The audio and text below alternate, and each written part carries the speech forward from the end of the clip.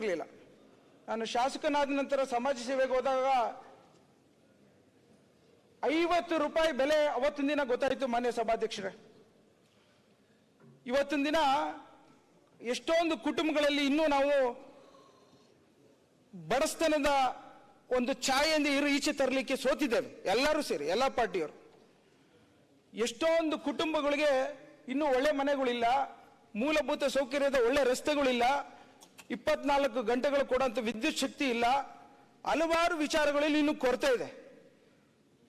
ಅದಕ್ಕೆ ನಾವು ಸಹ ಒಂದು ಕಾರಣ ಅಂತಲೂ ಹೇಳ್ಕೋಬಹುದು. ಆದರೆ ಇವತ್ತಿನ ದಿನ ಈ ಗೃಹಲಕ್ಷ್ಮಿಯ ಯೋಜನೆ ಅನುಷ್ಠಾನಗೊಳಿಸಿದ ನಂತರ ಎಲ್ಲೋ ಒಂದು ಕಡೆ ವಿರೋಧ ಪಕ್ಷ ಟೀಕೆ ಮಾಡೋದು ಒಂದು ಕಡೆ ನಾವು ತೆಗೆದುಕೊಳ್ಳೋಣ, ಆದರೂ ಸಹ ಅವರು ಸಹ ಇವತ್ತಿನ ದಿನ ಪ್ರತಿಯೊಂದು ಕುಟುಂಬದಲ್ಲೂ 2,000 ರೂಪಾಯಿ ಬಗ್ಗೆ ಹೆಮ್ಮೆ ಇದೆ. ಇವತ್ತು ಸುಮಾರು 1,60,00,000 ಕುಟುಂಬಗಳಿಗೆ 2,000 ಕೊಡ್ತಿರೋಂಥದ್ದು ಒಂದು ಇತಿಹಾಸ. ನಾನು ವಿಶೇಷವಾಗಿ ಈ ಒಂದು ಸದನದ ಮೂಲಕ ಮಾನ್ಯ ಮುಖ್ಯಮಂತ್ರಿಗಳಾದ ಸಿದ್ದರಾಮಯ್ಯ ಸಾಹೇಬರಿಗೆ, ಮಾನ್ಯ ಉಪಮುಖ್ಯಮಂತ್ರಿಗಳಾದಂಥ ಡಿ.ಕೆ. ಶಿವಕುಮಾರ್ ಸಾಹೇಬರಿಗೆ ಧನ್ಯವಾದ ಹೇಳಲಿಕ್ಕೆ ಬಯಸ್ತೇನೆ.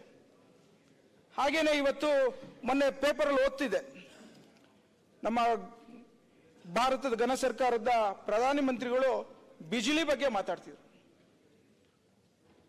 ಉಚಿತವಾಗಿ ವಿದ್ಯುತ್ತಿನ ಸಂಪರ್ಕವನ್ನ ಕೊಡಬೇಕು ಅಂತ ಅವ್ರ ಮನಸ್ಸಿಗೆ ಹೋಗಿದೆ ಅಂತ ಅಂದ್ರೆ ಎಲ್ಲೋ ಒಂದ್ ಕಡೆ ಕರ್ನಾಟಕ ಸರ್ಕಾರ ತೆಗೆದುಕೊಂಡಂತ ನಿರ್ಧಾರ 200 ಯೂನಿಟ್ ಮಿಗಿಲಾಗಿ ನಾವು ಉಚಿತವಾಗಿ ಕೊಡ್ತಾ ಇದ್ದೇವೆ ಅನ್ನೋದನ್ನ ಅವ್ರಿಗೂ ತಲುಪಿದೆ ಅನ್ನೋದು ಬಹಳ ಸಂತೋಷ ಆಗ್ತಿದೆ.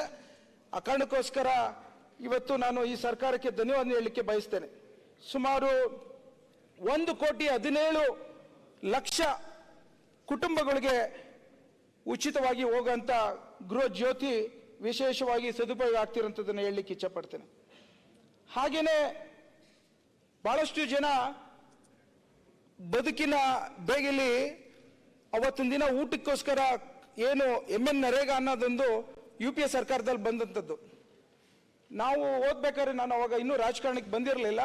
ಆಗ BJP ಸರ್ಕಾರದವರು ಬಹಳಷ್ಟು ವಿಚಾರದಾರಲ್ಲಿ ಒಂದು ಕಡೆ ನರೇಗಾ ಬೋಗಸ್ ಅನ್ನೋರು, ಇನ್ನೊಂದು ಕಡೆ ಆಧಾರು ಅವಶ್ಯಕತೆ ಇಲ್ಲ ಅನ್ನೋರು, RT ಯಾವುದೇ ಕಾರಣಕ್ಕೂ ಇದು ಮುಂದಿನ ದಿನಗಳಲ್ಲಿ ಒಳ್ಳೇದಾಗಲ್ಲ ಅಂತಂದ್ರು.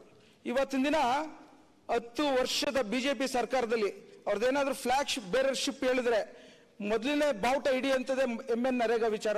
ಮಾನ್ಯ ಸಭಾಧ್ಯಕ್ಷ, ಮಹಾತ್ಮ ಗಾಂಧಿ ನಿರುದ್ಯೋಗ ಏನು ಉದ್ಯೋಗ ಸೃಷ್ಟಿ ಮಾಡೋಂಥ ಒಂದು ರೂರಲ್ ಎಂಪ್ಲಾಯ್ಮೆಂಟ್ ಸ್ಕೀಮ್ ಇದೆಯಲ್ಲ ಮಾನ್ಯ ಸಭಾಧ್ಯಕ್ಷರೇ, ಉತ್ತಮವಾದಂಥದ್ದು, ಅಂತಾರಾಷ್ಟ್ರೀಯ ಮಟ್ಟದ್ದು. ಮತ್ತು ಈ ಮೈಕ್ರೋ ಮ್ಯಾನೇಜ್ಮೆಂಟ್, ಮೈಕ್ರೋ ಫೈನಾನ್ಸ್ ವಿಚಾರದಲ್ಲಿ ಏನ್ ಬಾಂಗ್ಲಾದೇಶ್ ನೋಬೆಲ್ ಪ್ರೈಸ್ ತೆಗೆದುಕೊಂಡಿದ್ರು, ಅವ್ರು ಸಹ ಇದನ್ನ ಶ್ಲಾಘನೆ ಮಾಡಿರೋಂಥ ವಿಚಾರನ ತಮ್ಮ ಮುಂದೆ ಹೇಳಲಿಕ್ಕೆ ಇಚ್ಛೆ ಪಡ್ತೇನೆ.